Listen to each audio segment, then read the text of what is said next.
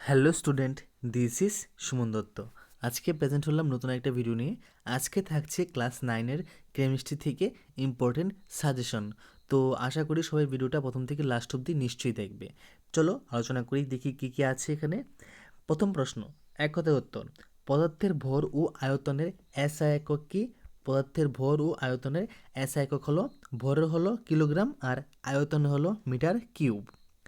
আর্দ্রতা বাড়লে বাষ্পায়নের হার হ্রাস পায়। হিলিয়াম গ্যাসের অবস্থান হলো প্লাজমায়। কোথায়? প্লাজমায়।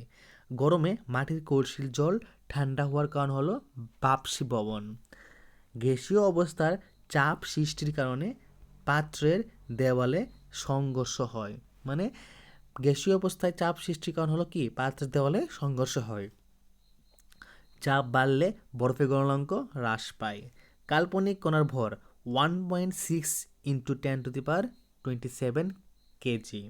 নিশাদল হলো অ্যামোনিয়াম ক্লোরাইড। শুষ্ক বরফ হলো কঠিন CO2। পদার্থের চতুর্থ অবস্থার নাম কি? প্লাজমা। ঘনত্বের এস একক কি? kgm-3।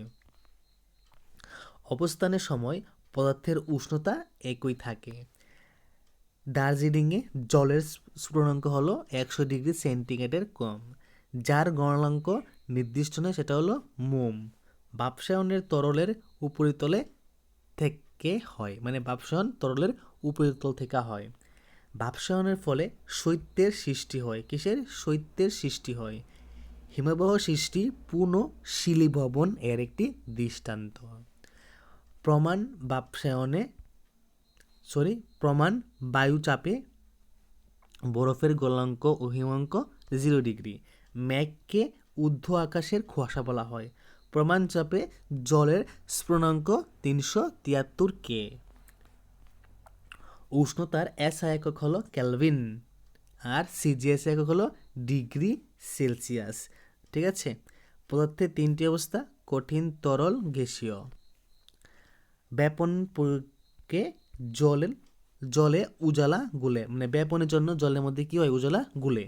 দুই বা তার বেশি সংখ্যক ধাতুর সমসত্ব মিশ্রণকে ধাতু সংকর বলা হয়। 1 nm এর কম ব্যাস বিশিষ্ট কণার দ্রবণ প্রকৃত দ্রবণ।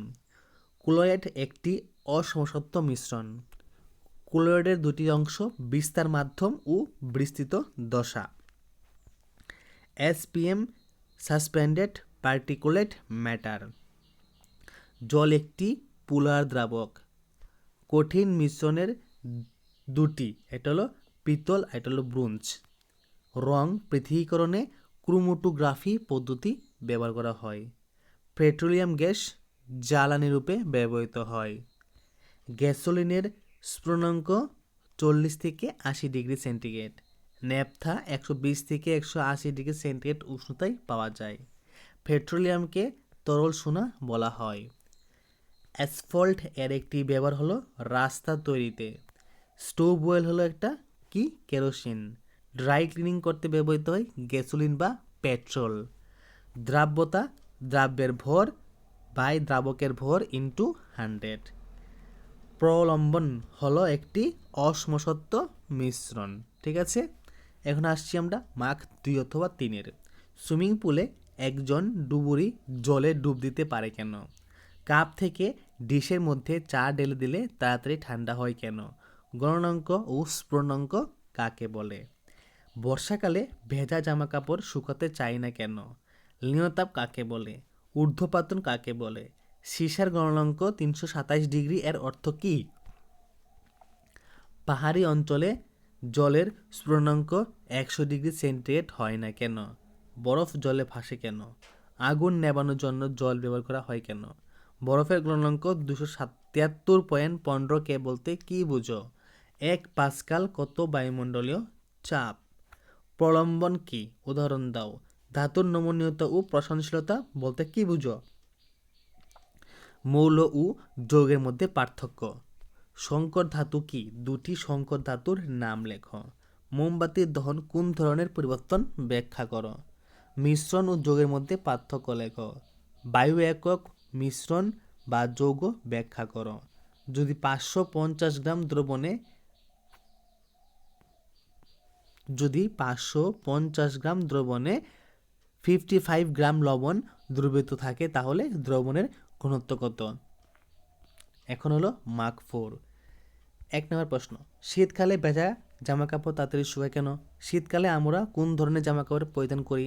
একই উষ্ণতায় সমুদ্রপৃষ্ঠে না পাহাড়ে কোথায় জামাকাপড় তাড়াতাড়ি শুকোয়? 2 নম্বর, বাষ্পায়ন কি? বাষ্পায়নের উপর বায়ু প্রবাহের প্রভাব আলোচনা করো। বাষ্পায়নের সময় তরল পদার্থ শীতল হয় কেন? তামার উপর চাপ প্রয়োগ করলে এর গলনাঙ্কের কী পরিবর্তন ঘটবে? কোন কোন ক্ষেত্রে গলনাঙ্ক হিমাঙ্ক সমান হয়? দ্রবণের গাঢ়ত্ব কী? দ্রবণের গাঢ়ত্বকে প্রকাশ করা বিভিন্ন পদ্ধতি লেখো। ধাতুর বৈশিষ্ট্য লেখো। কেলাসিত পদার্থ কাকে বলে? উদাহরণ দাও। লিন তাপ কত প্রকার ও কী কী? প্লাজমা অবস্থা কী? পাহাড়ের পাথর ফাটল হয় কেন?